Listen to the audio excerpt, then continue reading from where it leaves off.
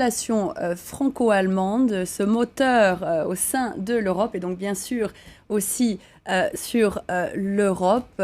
J'ai avec moi ce soir quelques invités dont Birgit Holzer qui est journaliste au magazine Paris-Berlin et correspondante aussi de journaux locaux en Allemagne. Avec moi également en plateau, Xavier Pacro, qui est directeur de publication de la revue Le Forum franco-allemande.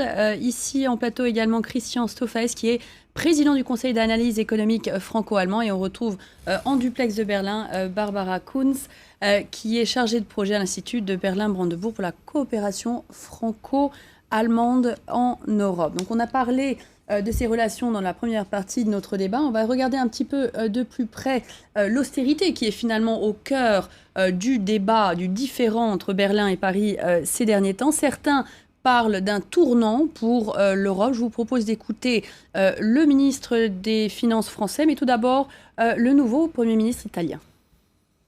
L'Italie se meurt par la faute de la seule austérité. Les politiques en faveur de la relance ne peuvent plus attendre. La France, c'est vrai, est un pays qui pense qu'aujourd'hui, elle n'a pas besoin de l'austérité. Mais c'est un pays sérieux, qui mène une politique crédible. Et nous n'y renoncerons pas. Et ça, c'est un engagement que je prends ici à Berlin et qui sera, je vous l'assure, tenu. Christian Stoffaes, on a entendu Pierre Moscovici ces derniers jours faire remarquer que ce délai de 2 ans qui avait été accordé par la Commission européenne à la France pour se désendetter, pour réduire son déficit public, marquait pour lui la fin du dogme de l'austérité. Est-ce que vous pensez qu'on peut y voir un espèce de tournant pour l'Europe ? C'est un compromis. Bon, l'Allemagne tient à la rigueur monétaire et budgétaire, ça lui a bien réussi. Regardons les chiffres, ça lui a bien réussi. Mais vivre ensemble, ça consiste à faire des compromis. L'Allemagne a déjà fait un compromis en laissant la bride sur le coup à la BCE pour augmenter les disponibilités monétaires. Je rappelle qu'il y a des démissions allemandes importantes qui ont suivi les décisions de Mario Draghi. Mario Draghi, il n'a pas fait ça sans aller consulter la chancelière. Donc on commence à lâcher du lest. Pourquoi ? Parce que c'est une question de confiance. Les Allemands, ils n'ont pas envie de mettre leur argent dans le tonneau des Danaïdes. Bon, c'est-à-dire que si les pays impécunieux continuent à dépenser de l'argent et à jeter de l'argent par les fenêtres, évidemment, il ne faut pas s'attendre à ce que ça dure longtemps. Donc c'est une question de confiance.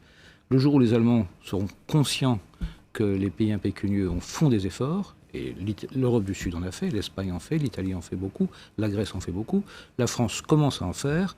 Là, les compromis deviendront possibles. C'est ça qu'on est en train de vivre. Et effectivement, la rencontre entre les deux ministres des Finances hier à Berlin, dans le Conseil économique et financier franco-allemand, c'est un signe de compromis.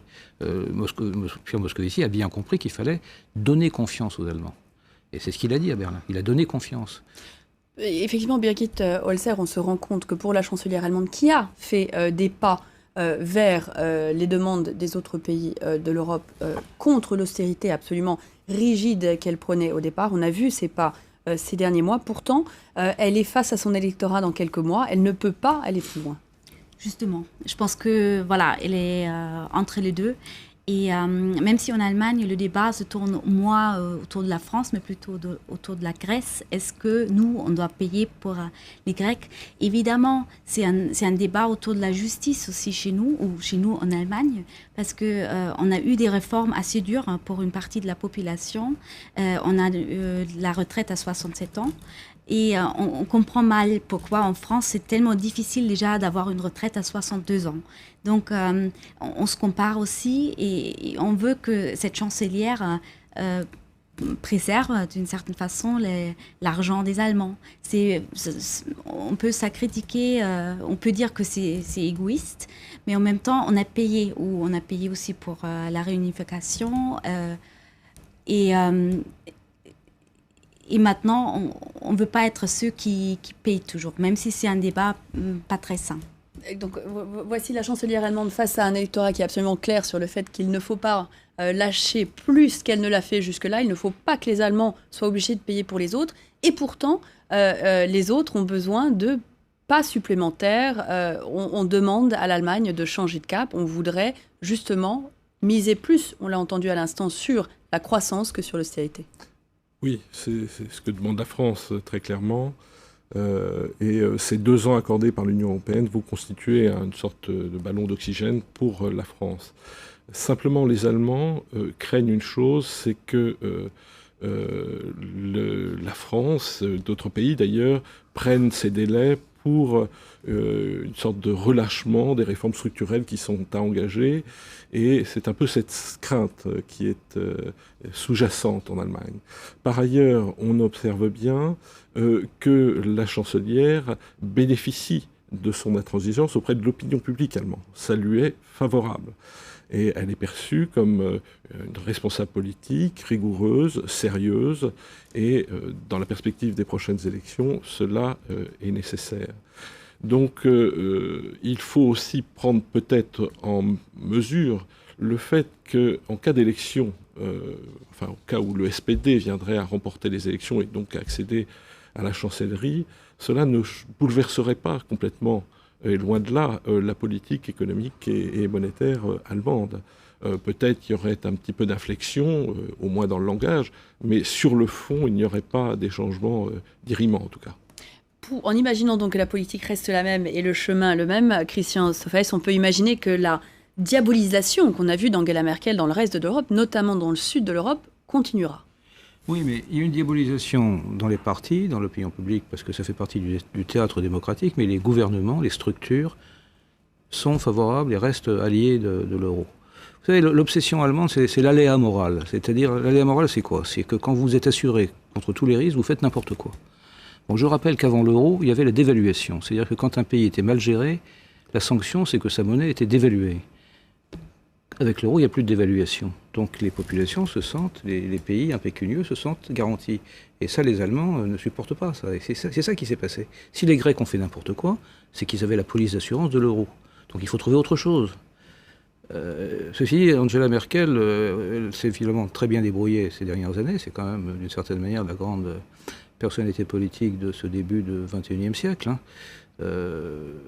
Le couple Schröder-Merkel a vraiment, même s'ils ont des bords politiques différents, mis l'Allemagne sur des bons rails. Et je crois que la suite de l'opération, c'est pour Angela Merkel est destinée à être la première présidente des États-Unis d'Europe. Pour Barbara Birgit Holzer, en regardant donc l'avenir, on voit très clairement, c'est pas seulement en Allemagne que l'austérité finalement est en faveur. On en parle bien sûr, les Pays-Bas, la Finlande, d'autres pays européens restent très fermement sur les rails de l'austérité. On peut imaginer une division de plus en plus grande entre les pays du Nord et les pays du Sud, catégories dans lesquelles on rangerait en fait aujourd'hui la France.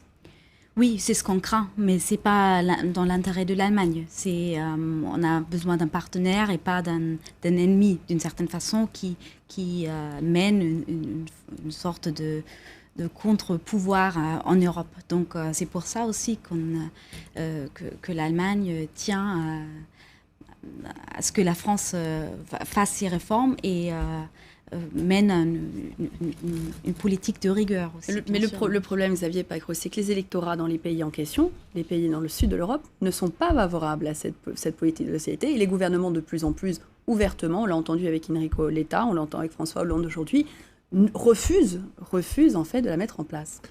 Alors, ce refus reste mesuré. Il y a une dimension politique dans l'annonce d'un refus. Les propos sont quand même tempérés. Ils ne sont pas de nature à heurter frontalement les préceptes européens en la matière et aussi les préceptes défendus par l'Allemagne. Donc il y a bien une dimension politique, il faut répondre aux attentes de l'électorat. C'est évident qu'aujourd'hui, si l'on parlait de politique de rigueur en France, cela serait encore plus défavorable au gouvernement. Donc c'est aussi une question de mots auquel il faut attacher un sens et une portée. Et pour cette raison, les responsables politiques ne préfèrent pas employer ce terme de politique de rigueur, ça indéniablement. Donc voilà, on est dans une situation particulièrement difficile. Un certain nombre de pays voudraient une relance par la dépense publique, ce qui n'est pas forcément l'idée prédominante de l'Allemagne. Je pense qu'en effet, comme il était dit tout à l'heure, on va arriver à une situation de compromis. C'est ce qui est en train de se dessiner. L'Allemagne ne pouvant pas imposer à tous uniquement sa vision. Et ce qui est aujourd'hui peut-être difficile, c'est que l'Allemagne assure seule, en quelque sorte, le leadership dans le cadre de la crise de l'euro.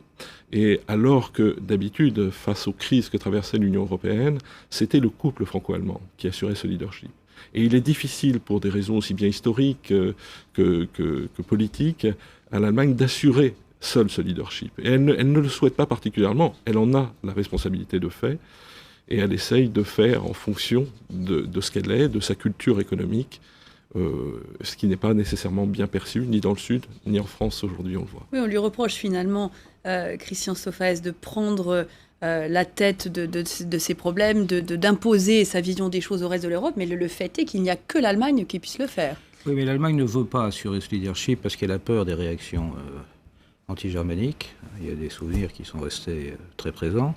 Et c'est pour ça que l'Allemagne a vraiment besoin de la France.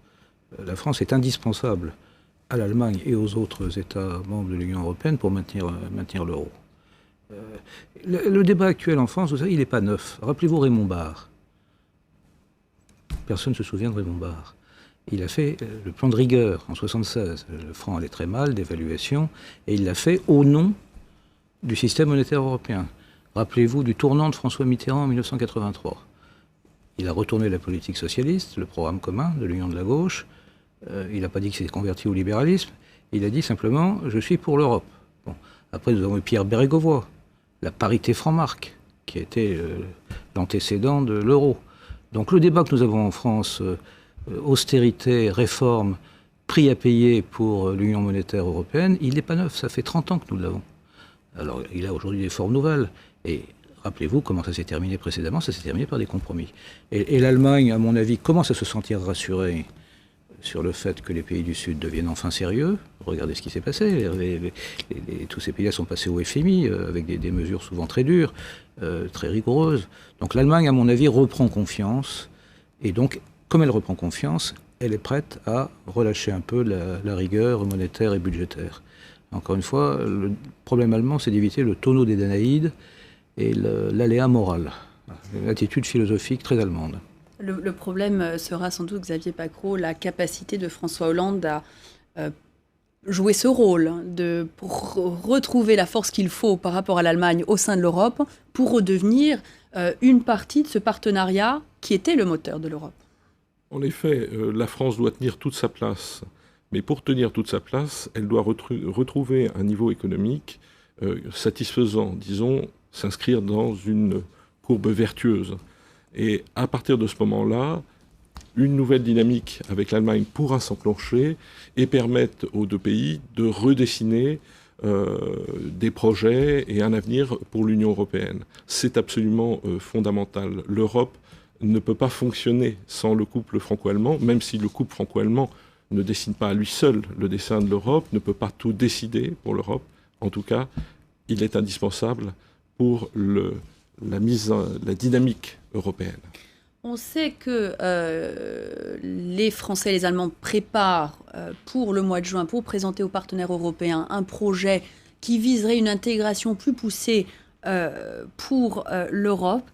Birgit Holzer, on parlait de l'électorat allemand, de l'opinion allemande, de tout ce qu'elle a vécu ces derniers temps, de ce qu'elle a vu sa chancelière souffrir un petit peu partout en Europe, des mots très durs de la part des uns et des autres au sujet de son austérité. Est-ce qu'on peut imaginer que l'opinion allemande puisse vouloir aujourd'hui une intégration toujours plus grande ?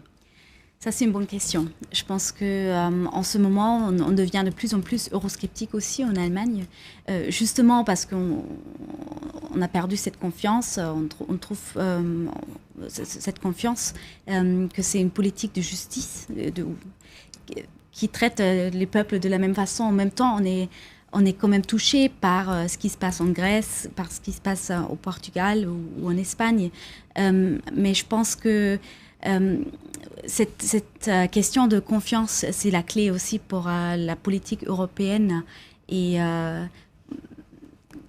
pour l'instant, je ne vois pas trop que plus d'intégration soit souhaitée, sauf que si on explique à l'électorat allemand que ça sera peut-être l'Allemagne qui va dominer d'une certaine façon avec sa vision de rigueur. Je pense que Pour l'instant, c'est ça. Pacros, on imagine qu'une des clés de la solution se trouve dans une intégration plus poussée de l'Europe pour gérer justement ces problèmes structurels qui sont au cœur de sa monnaie, de l'euro. C'est justement à ce moment-là qu'on voit cette crise qui a mis au devant ces préjugés nationalistes. On parlait du projet de texte des socialistes tout à l'heure. On voit l'opinion allemande, même l'opinion allemande, se tourner vers un euroscepticisme qu'on n'avait pas connu jusque-là. C'est un des problèmes pour l'Europe dans les mois à venir. Alors l'euroscepticisme, notamment concernant la monnaie unique, a toujours été présente en Allemagne.